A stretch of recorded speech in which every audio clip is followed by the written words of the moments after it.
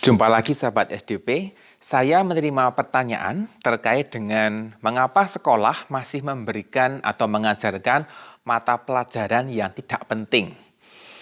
Saya menduga pertanyaan ini disampaikan oleh mereka yang sekarang ini sudah ada di tingkat pendidikan yang lebih tinggi atau sudah bekerja, kemudian mempertanyakan tentang beberapa mata pelajaran yang dianggap tidak penting karena berhubungan dengan bidang yang ditekuninya saat ini. Dan bahkan ada alumni sebuah prodi yang mengatakan bahwa mata kuliah ini tidak penting karena saya tidak menggunakannya dalam bekerja. Gitu. Benarkah ini demikian? Maka saya tertarik untuk membahas topik ini karena menurut saya ketika topik ini dibiarkan berkembang liar, maka tidak sehat situasinya. Sebelum saya lupa, silakan subscribe di channel ini supaya Anda bisa mendapatkan update yang terbaru jika saya memasukkan video yang terbaru.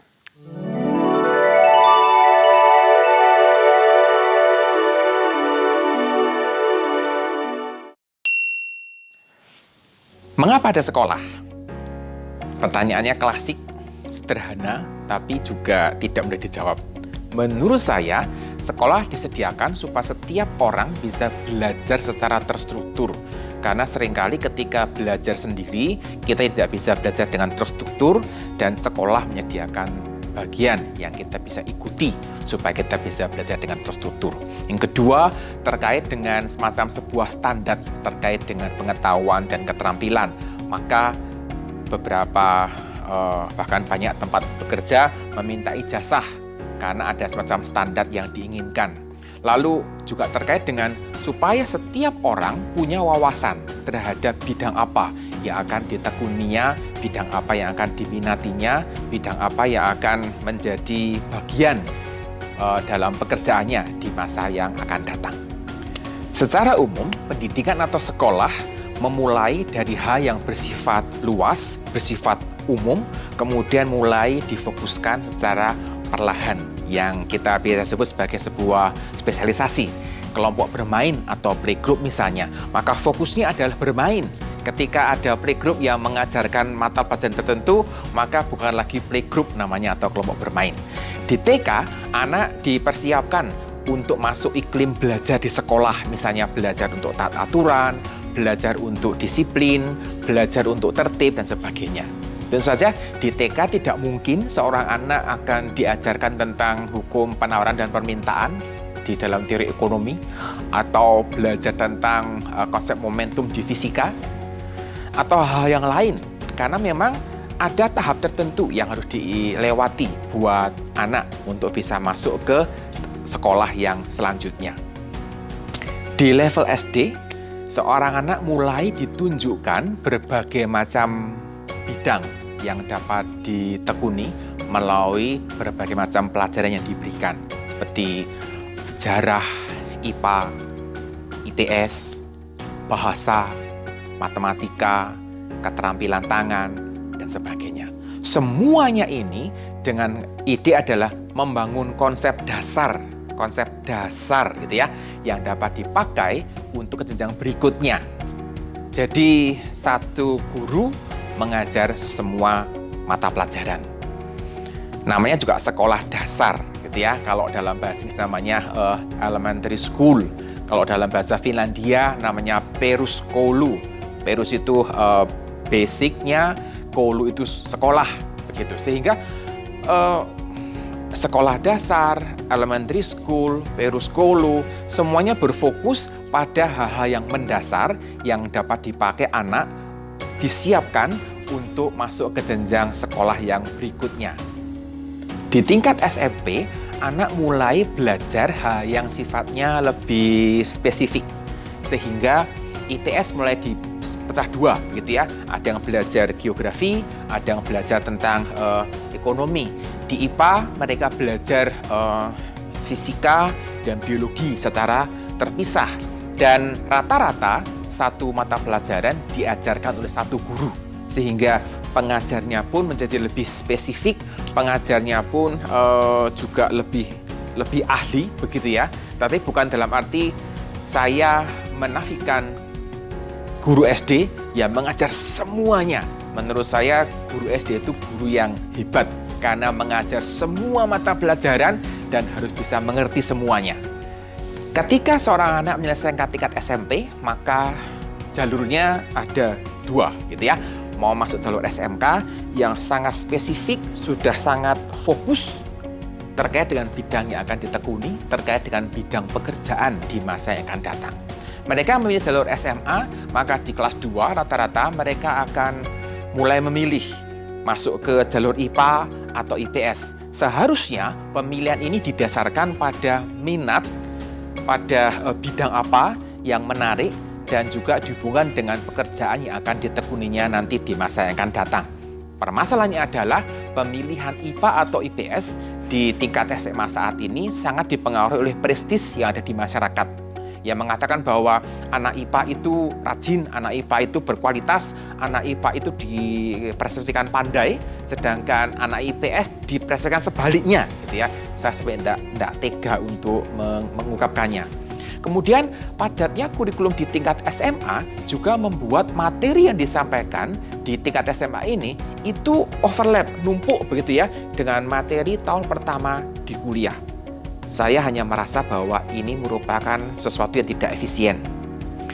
Di tingkat perguruan tinggi, mahasiswa atau calon mahasiswa ya, juga memilih bidang lebih khusus lagi. Ketika masuk di bidang IPS misalnya, maka bisa masuk ke ekonomi, bisa masuk ke sejarah, ke arkeologi, antropologi, apalagi ya, ilmu politik misalnya. Kalau yang jalur IPA bisa memilih ke berbagai jurusan di teknik, kedokteran, farmasi, dan sebagainya. Jadi makin lama sekolah yang dari umum SD gitu ya, SMP, SMA masuk ke perguruan tinggi makin lama makin fokus. Bahkan ketika masuk di jurusan misalnya di teknik sipil gitu ya, itu pun masih ada lagi pilihan-pilihan yang dapat dipilih. Misalnya saya fokus di urusan jalan raya, mau fokus di urusan jembatan, fokus di urusan bangunan air, bendungan misalnya, seperti itu. Tetapi tidak mungkin gitu ya setiap program studi kemudian memfokuskan ya yang belajar tentang konstruksi ya ini saja kuliahnya, tidak usah belajar yang lain. Kita tidak bisa efisien dan itu pun juga tidak memberikan wawasan terhadap bidang lain di dalam satu grup yang sama. Jadi sehingga walaupun sudah memilih bidang di dalam bidangnya, tetap tidak bisa benar-benar belajar secara khusus hanya pada yang dipilih tadi. Mereka yang mengatakan bahwa pelajaran tertentu tidak bermanfaat biasanya mengatakannya setelah mereka memilih bidang yang mereka minati atau setelah mereka bekerja. Pertanyaannya adalah bagaimana dia bisa memilih ketika tidak ada pilihan yang diberikan melalui berbagai macam mata pelajaran yang tadi dianggapnya tidak penting itu. Apakah dia sudah menetapkan pilihannya ketika di SD? Saya tidak yakin karena anak-anak masih berpikir terlalu dangkal sehingga tidak bisa membuat keputusan yang pasti fix. Kalau toh ada, juga jumlahnya tidak banyak. Bagaimana dengan sahabat SDP? Apakah cita-cita Anda di masa kecil, masuk di SD, masuk di SMP, lewat di SMA, apakah Anda masih punya cita-cita yang sama? Atau ada perubahan? Berbagai macam mata pelajaran yang diberikan sebenarnya memberikan wawasan dan pengetahuan. Jadi saya berpikir bahwa ini sebuah usaha yang diberikan sekolah untuk memberikan pengetahuan terhadap berbagai macam bidang yang bisa ditekuni di masa yang akan datang. Permasalahannya adalah tekanan untuk masuk ke dalam top 10 sebelum bisa di sekolah atau sebelum bisa di kelas gitu ya, membuat seorang anak merasa tertekan untuk bisa menguasai semuanya. Juga ada orang tua yang memotivasi atau kalau dalam bahasa yang lebih vulgar lagi, mengatakan memaksa anaknya untuk bisa masuk di 10 besar atau di ranking yang 1 atau ranking 2, ranking 3. Paling rendah ranking 5 ya nak, atau paling rendah ranking 3 ya nak, seperti itu. Sehingga anak ini terpaksa harus menguasai semuanya dan dia sudah invest banyak waktu untuk hal itu, untuk meraih ambisi orang tuanya. Nah, ketika anak seperti ini masuk ke jenjang berikutnya atau mulai bekerja, maka muncul anggapan bahwa semua jerih payahnya sia-sia. Apa yang dia pelajari tidak bermanfaat karena dia belajar sangat tekun tentang fisika, ternyata dia melanjutkan sekolahnya di jurusan sosial atau humanity misalnya. Seorang yang belajar tentang ilmu ekonomi secara detail, kemudian masuk ke kedokteran misalnya, maka jerih payahnya ini menjadi sesuatu yang sia-sia. Apa yang dulu dipelajari mati-matian, maksudnya apa yang dulu dipelajari hidup-hidupan begitu, sepertinya tidak bermanfaat lagi di bidang yang ditekuninya. Sebenarnya fenomena yang sama juga terjadi di kalangan alumni. Kalau saya memperhatikan komentar para alumni, kalau sudah kumpul gitu ya, memberikan masukan kepada program studinya terkait dengan mata kuliah, setidaknya ada nuansa yang mengatakan bahwa saya merasa bahwa mata kuliah ini itu tidak bermanfaat karena tidak saya pakai dalam pekerjaan saya. Menurut saya ini sebuah pernyataan yang harus dikoreksi. Kenapa? Karena tidak mungkin sebuah program studi hanya fokus di satu jalur pekerjaan saja dan meniadakan yang lain. Selain itu, saya menduga sama dengan tadi yang saya sampaikan bahwa alumni ini ketika kuliah berusaha mengejar IPK terbaik, mengejar sebagai lulusan yang cum laude dan sebagainya, sehingga ketika lulus dan bekerja di bidang tertentu, masih di bidang yang dia tekuni semasa kuliah dan tidak menggunakan semuanya, kemudian mengatakan bahwa kuliah ini tidak bermanfaat buat saya, jadi dianggap tidak penting. Apakah ini juga yang dirasakan oleh mereka yang mempertanyakan mata pelajaran yang tidak bermanfaat atau mata kuliah yang tidak bermanfaat tadi?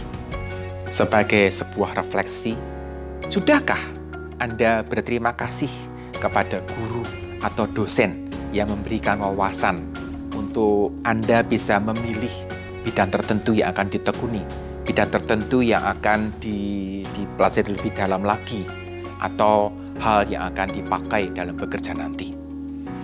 Mata pelajaran atau mata kuliah yang sepertinya tidak penting karena tidak berada di dalam bidang yang Anda tekuni saat ini merupakan bagian dari pilihan yang disediakan supaya kita bisa memilih dengan tepat. Lalu kita bisa memilih ketika kita punya alternatif.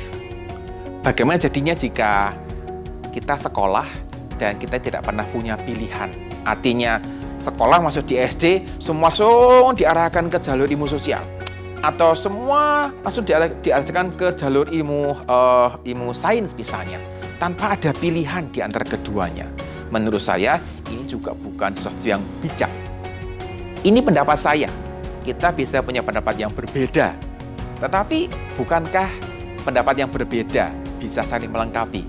Oleh karena itu, sudah di kolom komentar apa yang Anda pikirkan, apa yang Anda dapatkan dari paparan yang saya sampaikan pada hari ini.